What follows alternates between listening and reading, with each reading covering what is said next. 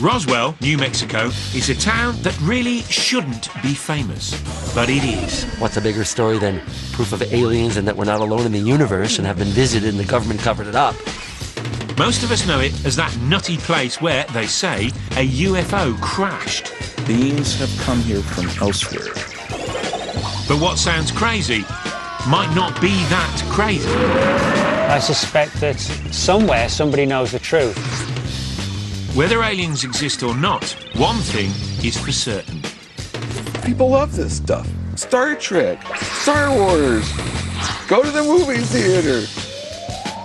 UFO believers feel that this is the biggest story of all time. And they may just be right.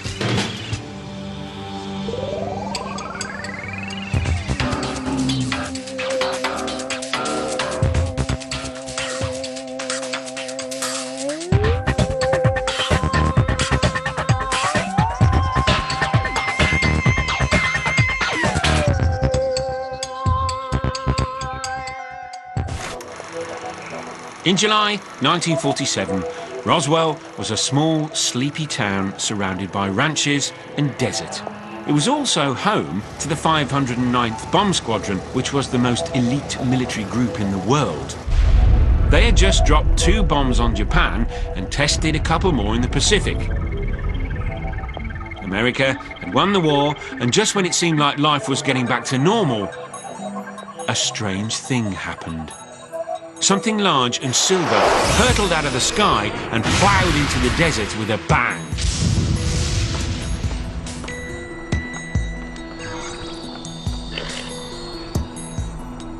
A local rancher found the pieces of well, whatever it was, and reported it to the local airbase.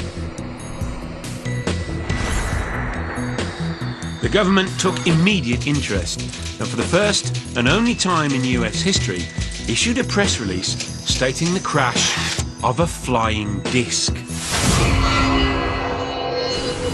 Naturally, news this big made headlines across the country. Headline edition, July 8, 1947, that a flying disc has been found. The biggest Who's It, What's It story of the year, flying saucers. But one day later, the initial press release was retracted, and a new one issued with a more down-to-earth explanation.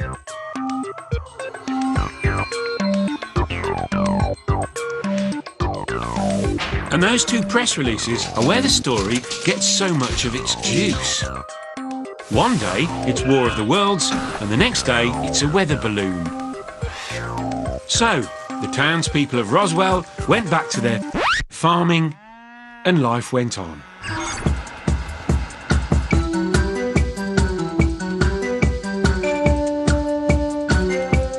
But of course, that was not the end of the story, and some people could not leave it alone.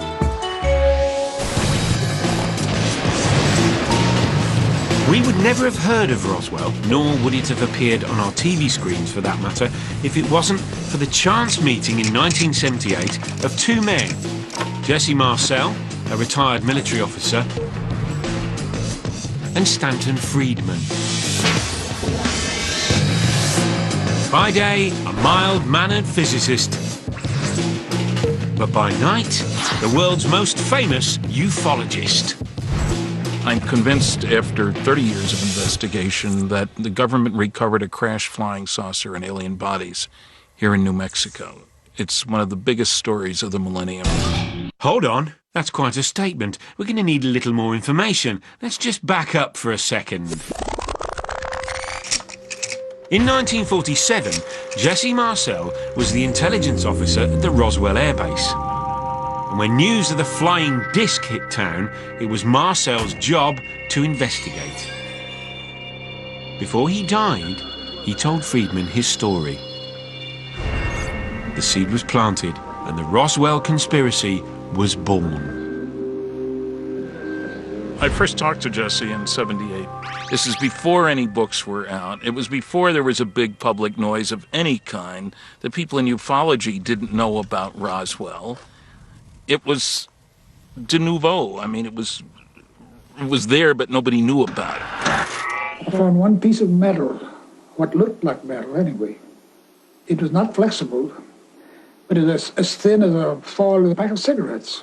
I tried to make a dent in this metal.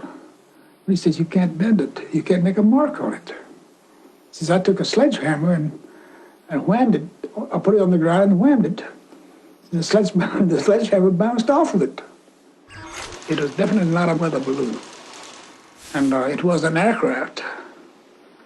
So what it could have been, I wouldn't know. There was no reason for anybody to lie under those circumstances.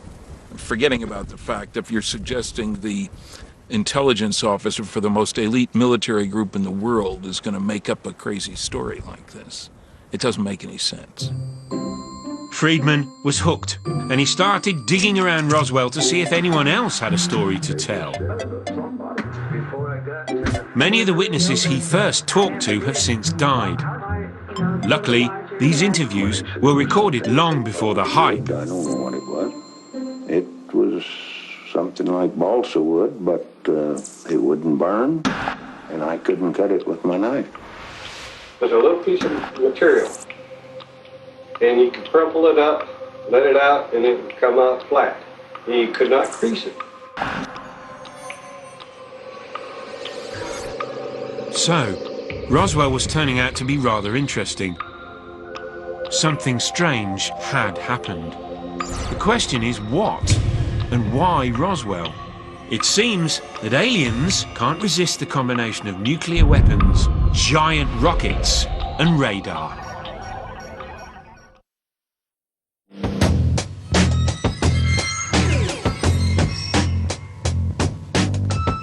Something strange happened in Roswell, that much we do know.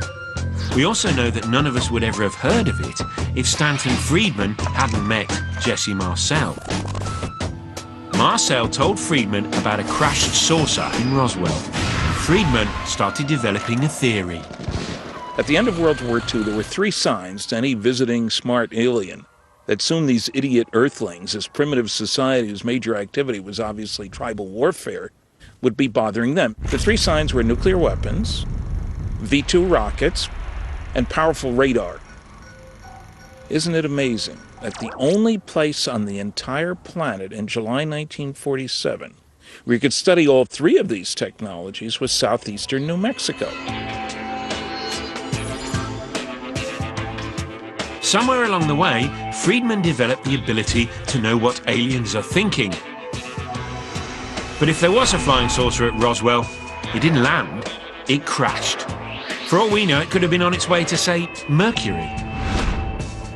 Wherever it was headed, it didn't quite make it, so we are left with a mystery. There's only one person still alive who claims to have actually had his hands on a piece of the crashed saucer. And he's not your average conspiracy theorist. He's a flight surgeon with the US military. You can rule out all the other explanations, so what's left? An extraterrestrial craft. That may be the most outlandish thing, but it is also the simplest explanation.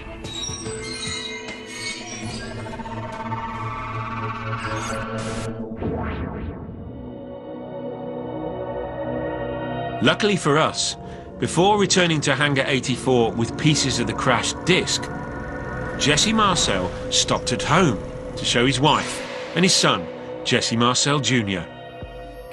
That July night in Roswell, the one I'll never forget because of the uniqueness of it, marked a dividing point in my life before the event and after the event. I was sound asleep. It was, 1 or 2 o'clock in the morning. And my dad came into the bedroom and he woke me up and says, "Come here, Jesse, I got something I want you to see." He was very excited, and my dad wasn't given to excitement, so this is kind of unusual for him. So I knew that, well, whatever it was must be pretty important. He went over, got my mother, and got her up. And he had pre-positioned some debris on the floor of the kitchen. Then he said, "This is flying saucer material." Then there were some, looked like I-beam fragments. And on the inner surface, there was, I thought, hieroglyphic writing. I said, "What is this?" Marcel and his father had this piece of the debris recreated from memory so that they could show the world what they saw that night. On the inner surface of this little beam, you have the symbols. And the one that I recall as being most accurate is this one on the end. because I could tie it in with familiar objects such as a seal balancing a ball on its nose. The meaning of these symbols escapes my feeble mind there. Maybe it says do not flush in zero gravity or something like that. And we looked at this for 10 or 15 minutes, and he's telling you, remember this as something that you will remember the rest of your life. And by golly, here we are almost 60 years later, it's still there.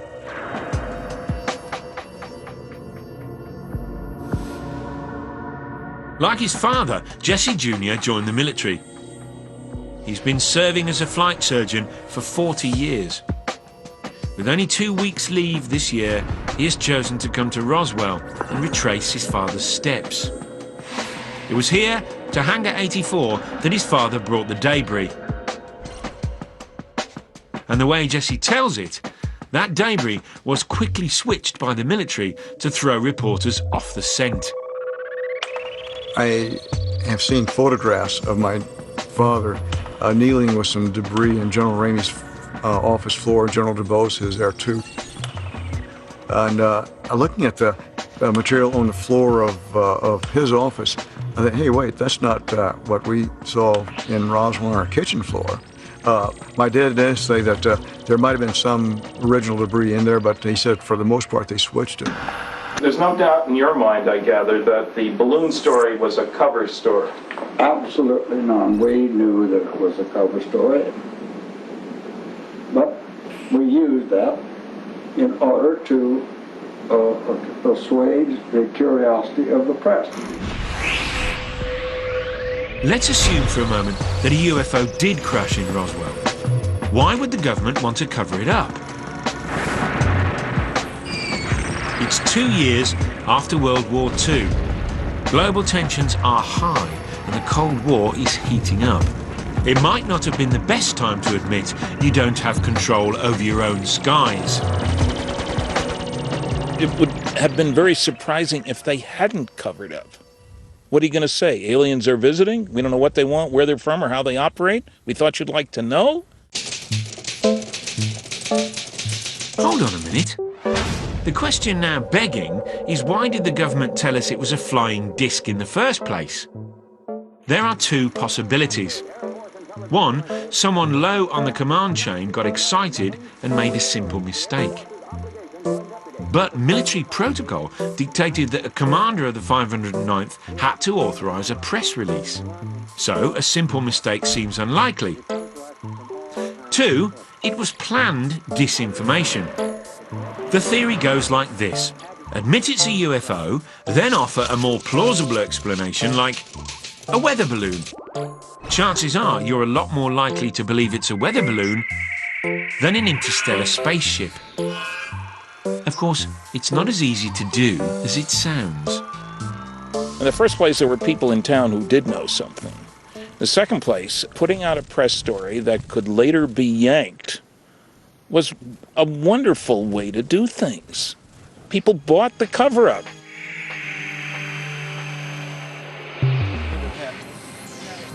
By digging around Roswell, Stan had unearthed a real peach of a story. So nice to meet you. And like bees to honey, ufologists from everywhere came swarming to Roswell. And everyone had an opinion. Dave Thomas is a physicist and mathematician. He's also the president of a group called New Mexicans for Science and Reason. In science, we say that extraordinary claims require extraordinary evidence. And if you want somebody to believe something as extraordinary as aliens traveling across the depths of space and actually coming to Earth, you have to have something better than fuzzy pictures. You're going to need real physical evidence. The best of all would be a drop of alien blood. This would be bigger than Charles Darwin. There's no way that you could quench the scientific enthusiasm for that story. But the reason it hasn't happened is we have not been visited by aliens yet. Maybe we will someday, but it hasn't happened yet. Then how do you explain this? There are those who believe that what came down at Roswell was was more than just a disc. Tom Carey and Don Schmidt are seasoned UFO investigators. They have dedicated over 20 years to this story, and they are convinced that they have uncovered the truth. What crashed at Roswell was not of this earth. This has been confirmed to us by scores of witnesses who witnessed the craft and its deceased occupants. Real dead aliens? Now we're talking. There were up to 5, 6, 7 bodies found at 3 locations, we believe. It wasn't until just a few years ago that we found out that Mac Brazel, who found the original wreckage, also found bodies at a site just a few miles from the debris field. And how do they know this? Tom and Don talked to witnesses and their daughters and brothers and grandchildren, all of whom described bizarrely similar things. I think by the very consistency of the eyewitness testimony, we were dealing with something, as one of the retired officers once stated, well, they sure weren't from Texas.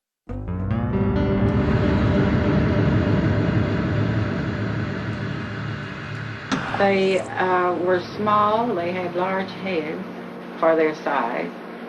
They had very large heads that were shaped larger on the top, and they kind of tapered down. The heads were very much larger than the body. That was out of proportion for the size of the body they had. The eyes were very deeply set back and set in. The amazing thing about the skulls that they were kind of flexible, that it wasn't, like a hard skull. And Granddaddy said their heads were large, and the little suit that they had on was just, you couldn't, it was just like silk or something. And humanoid looking, humanesque looking, but not like us.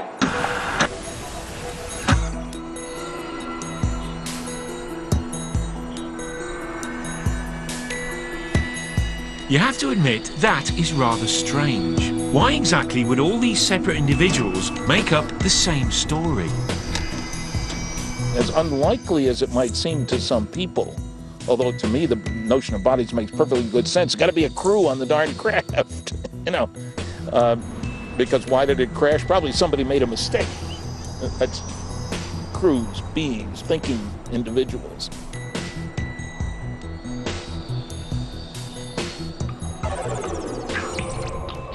So imagine you have actually seen an alien life form.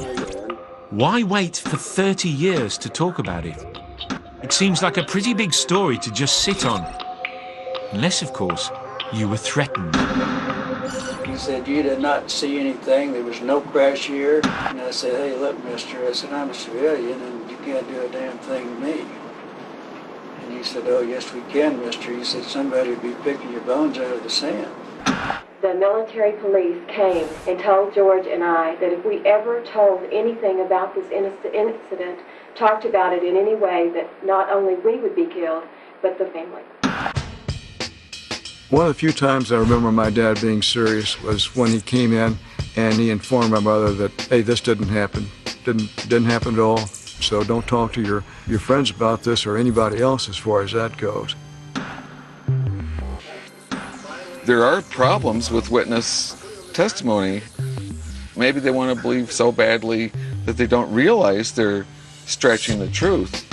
For Roswell in particular, a huge problem is the 40 or 50 years that have elapsed. You don't even find it in UFO books from the 60s. And then all of a sudden, like a phoenix from the ashes, Roswell evolves into this huge expanding mythology. And one of the signs that it is just an expanding mythology is the divergence of stories. Instead of the stories converging on what really happened, stories are diverging. Instead of one crash site, we have 6 different crash sites. You take your pick. Which UFO author do you like? You pick his crash site. And here's just one of those crash site theories. Don and Tom will now illustrate their findings using this giant chalkboard. It is our contention that 20 miles southeast of Corona, there was an explosion raining debris down on this particular location. Along the trajectory line of the object, a number of bodies would descend at this site 2 to 2.5 miles to the southeast.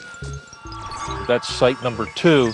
Along the same trajectory line, the remains of a capsule or even escape pod would then continue on 15 to 17 miles before impacting at this site 40 miles northwest of Roswell. We have not yet found this site. We are still searching for this site. As far as I'm concerned, there were 2 crashes. I think some of the people who wanted a share of the glory, if you will, of Roswell to shine down on them have stressed other locations, and those continue to be stressed even long after the data shows that those didn't exist. It's a career builder for many people. Books, movies. See, I can't get $1,000 for my lecture. Flying saucers are not real. People just don't want to spend $1,000 to hear that. If you'll open it up, I'll sign it. That means you got to buy it. $14.95. I wasn't kidding. 168 minutes. I'm sitting there with Shatner, he elbows me, he goes, "Don, we're sold out. Great show tonight." $9.95. So now the Roswell story has spawned its own entire industry. All this investigation has stirred up a dust storm of controversy, and the 1980s are spent arguing. Bodies, no bodies, discs, balloons, 2 crash sites, 3 crash sites. It's all very exhausting. Anybody else want a book while I'm signing?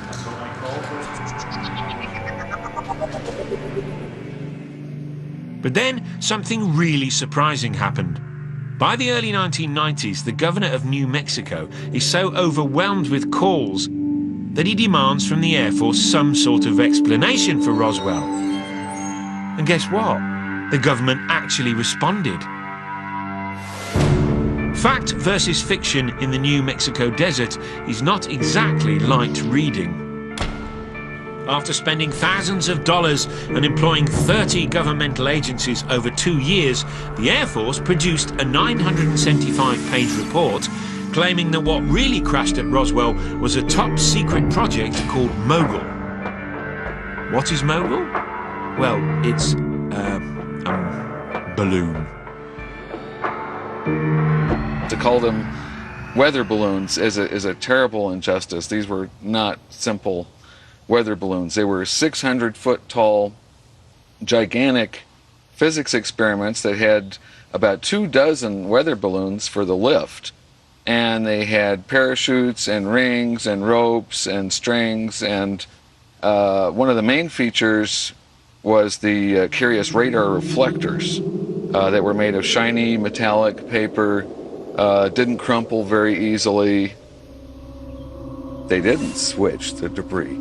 What's in the pictures is what you get. That's the Roswell incident.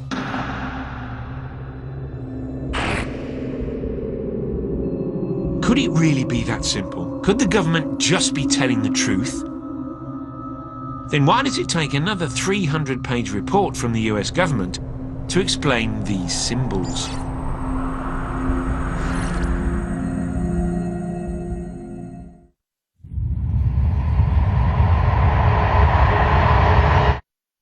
Do not adjust your television. Doesn't seem possible. Very unusual. What you're about to see Intriguing.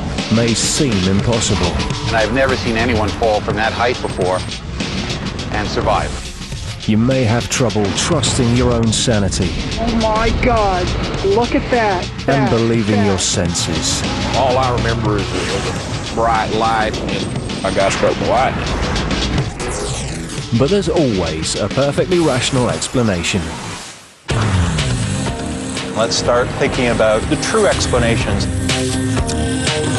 No matter how improbable, I just can't explain how he could do that. no matter how weird life gets, This is definitely weird science. we'll bring you the science behind the most puzzling phenomena. It does appear pretty odd.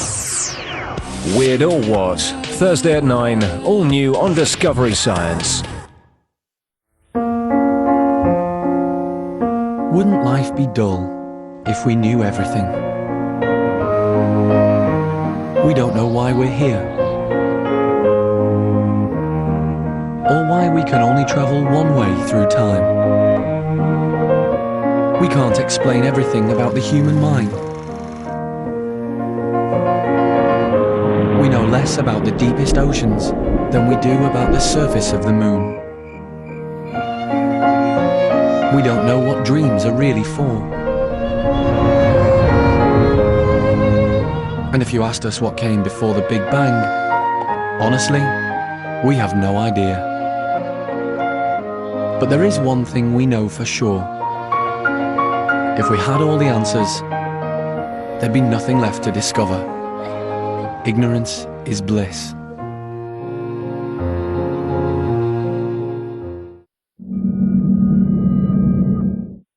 With 14 billion years of creation to explore, Liftoff! Oh, this is fantastic. Space Season is back with programs that take you from the cutting edge of space technology to the furthest reaches of the known universe and beyond your wildest imagination. There is only one place where you will find all the answers. Prepare to go further. Space Season, every night at 8:10 on Discovery Science. Something crashed outside the town of Roswell, New Mexico. The US military says it was a weather balloon called Mogul and released the Roswell report. At 900 pages, it seems like an awful lot of effort to prove something so straightforward. Some would say it's rather fishy. Project Mogul is a red herring, frankly. Everything about it is wrong. The characteristics of the material as described by the witnesses out in the field don't match. Mogul, you have foil kind of stuff that any 3-year-old can tear. Balsa wood sticks that any 4-year-old could break. And yet the witnesses say that the I-beam-shaped pieces couldn't be broken, couldn't be burned. Not the same thing. Another thing about Mogul, supposedly super secret, extraordinarily secret. There was nothing secret in the technology of the balloon, the radiosonde, all the junk that went with it. The only thing that was secret was the purpose. On page 302, the Air Force also came up with an explanation for Jesse Marcel's mysterious symbols. They claimed it was Scotch tape with flowers on it, donated from a toy company. The only witness that I could really vouch for is Charlie Moore, my physics professor, who launched the things. And he is, a highly respected physicist, and he saw firsthand these radar reflectors with the funny alien-looking symbols, and he must have seen 100 of those and wondered, I wonder why these toy manufacturing people are putting these funny symbols on our radar reflectors. There goes another. I've seen some of the tape, and it's much wider, much bigger than these, and it does show flowers and not this kind of symbols. So I can compare with what they look like, but it was not what we saw, period. So now that's all cleared up. Remember this? The best of all would be a drop of alien blood. Alien blood. How about not just alien blood, but an alien head, alien legs, in fact, an entire alien? Careful what you ask for. You might just get it. The infamous alien autopsy footage. And this is where it all began. Behind me are markers indicating the supposed crash site of a UFO spaceship and 3 alien bodies found in 1947. It is now the mid-1990s. The Roswell story had escalated and the Air Force report had stoked the fires of conspiracy. There's so much buzz about Roswell that America had gone alien crazy. The X-Files, Outer Limits, and Star Trek were the top TV shows. Independence Day and Mars Attacks were in the movie theatres. I didn't know if it was, and some little creature was going to come out and get us, or, People are being abducted. We're being visited by extraterrestrials, and it's time for people to awaken spiritually. Then something else emerged, and with suspiciously perfect timing. It was one of the most controversial pieces of film ever to hit TV screens.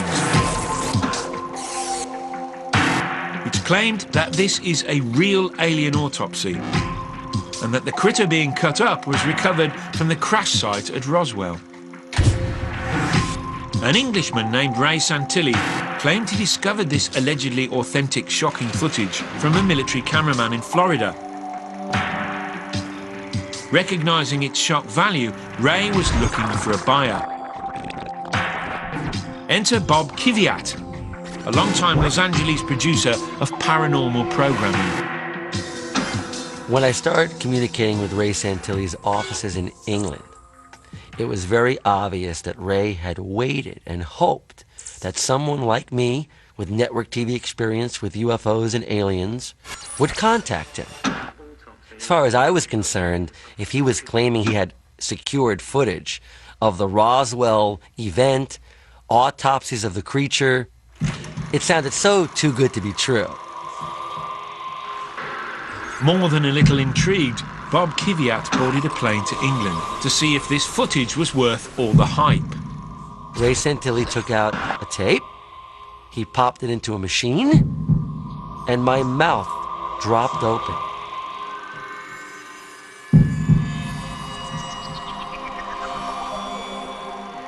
Looked like a little female alien that was pregnant, because right away my mind's going wild with ideas about what this might be. Looked like a science fiction movie, literally. Then the scene unfolds, and the rest is history. I watched the entire autopsy of this creature, pretty much, that the public has since come to know as the alien autopsy, and with my mouth hanging open, I'm sure. I can't believe I even said a word. Maybe I said unbelievable. Maybe I said incredible. It looked potentially authentic.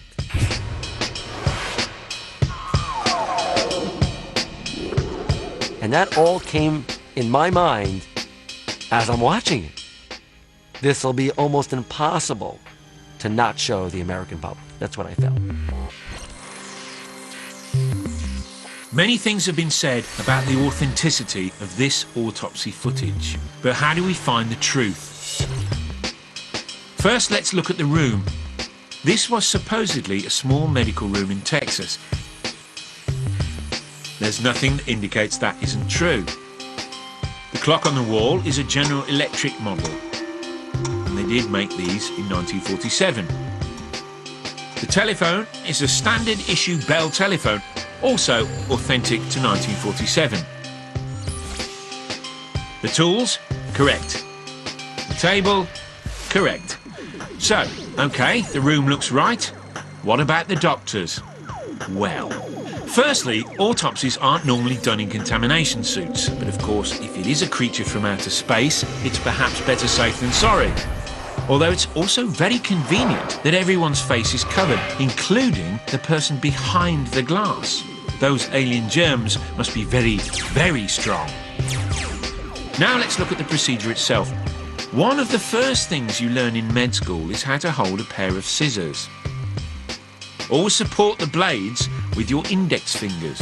You would never hold scissors like a tailor, which is exactly how this alleged pathologist is holding them.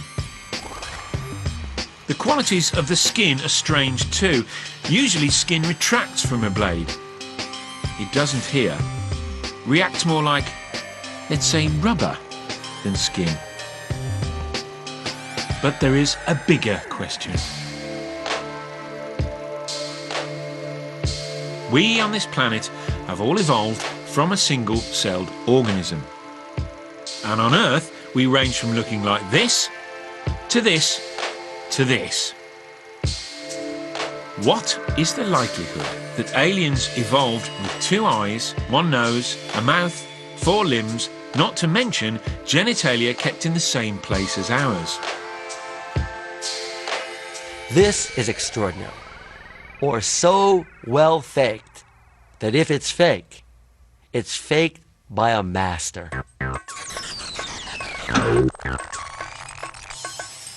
But what master? Was it Ray Santilli? Was it a crack special effects team? or the mystery cameraman? We may never know, because when Bob Kiviat bought the footage from Ray, there was one important catch. The cameraman had to remain anonymous. He will never be contacted again. I can't interview him. There's no guarantee I'll ever meet him as part of the documentary for Fox. And the kicker was the motive the cameraman had for selling the footage at all was to pay for his daughter's wedding.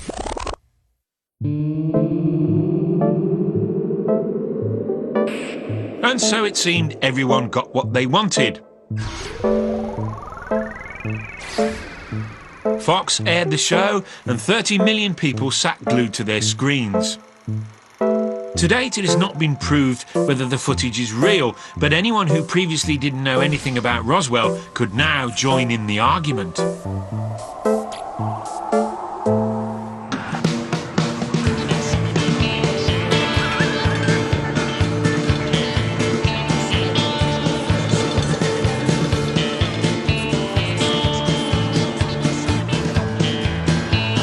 at the UFOs. You missed them. They're already gone.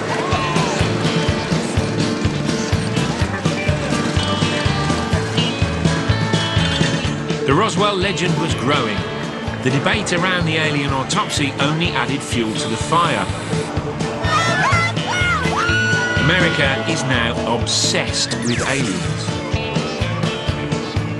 With all this talk about little green men, you would think the Air Force wouldn't touch Roswell with a 10-foot pole. They explained it already. It was a mogul balloon. Right?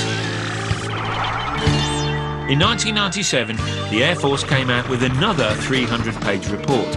This one was called The Roswell Report, Case Closed. Case Closed claimed to explain the sightings of alien bodies by witnesses. Another simple explanation: crash test dummies.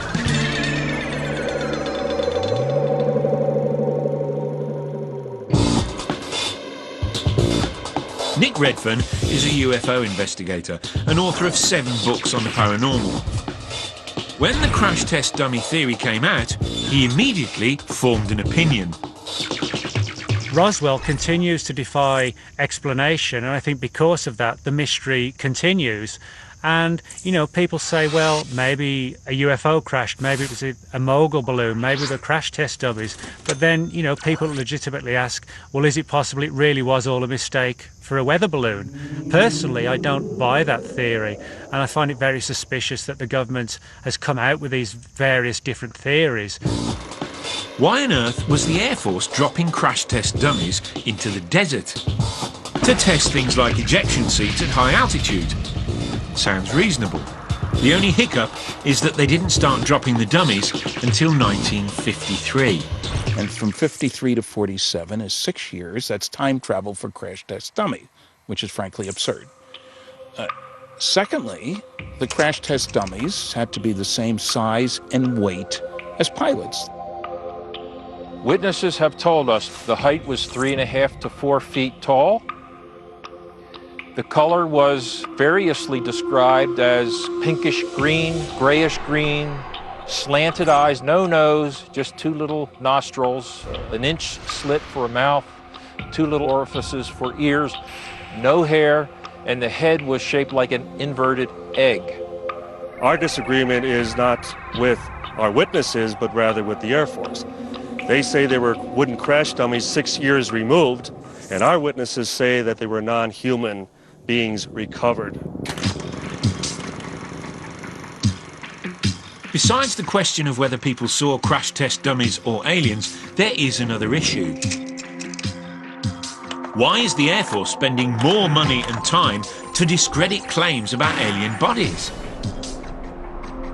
It's easy to say, methinks thou doth protest too much. There's no other case that they've spent anywhere near this much time, money, effort, energy, lies, etc., as on this case. I think they are fully aware that if the public buys Roswell, they've been indicted as liars, as misrepresenting the truth, as covering up, and there are some people who don't want to hear that. One reason that people, I think, want to believe the Roswell incident is it's a conspiracy theory. Once a conspiracy theory takes off, it fuels itself, and any attempt to rebut it becomes part of the conspiracy, adding to the flames. So I think that's a big part of it. People love a yarn, and it's a sort of a attractive story. Here comes the most believable alien. And Roswell is the mecca of the UFO movement. There is no question that the Air Force has been helpful in fueling conspiracy theorists' fires. But does this lead us closer to understanding what really happened? Unfortunately, no. But maybe, just maybe, that is the point. I suspect that perhaps the conflicting stories and theories that are being put out are actually done on purpose, purely to keep us in a state of confusion. What if all this arguing about discs, balloons, mogul, tape, symbols, bodies and crash test dummies was very much intentional? Keep the public distracted with aliens, and the truth is easier to hide. Let's go back to the very beginning. Remember where we started.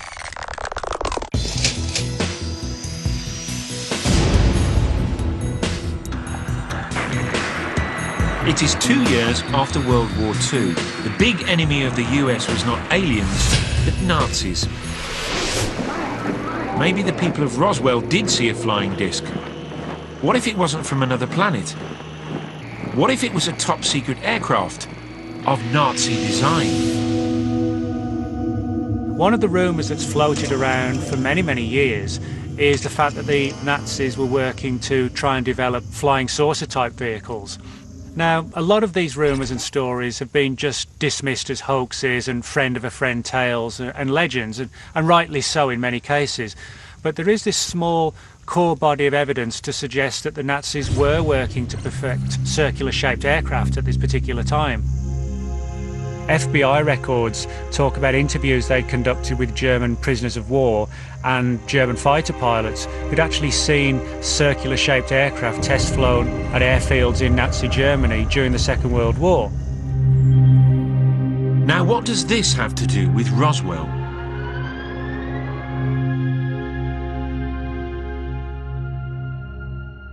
The very same scientists who may have been test flying these saucer-shaped craft were secretly brought over to America under the non-threatening codename Project Paperclip. Project Paperclip was a project begun in the closing stages of the Second World War to bring over Nazi scientists to really help the US war efforts. Obviously, at the close of the Second World War, it became clear that the Russians were going to be the next big enemy. And with Nazi Germany defeated, the plan was to grab as many Nazi scientists as possible before the Soviets got their hands on them. And guess where they were brought? Southeastern New Mexico. Was the crash at Roswell really a Nazi flying saucer?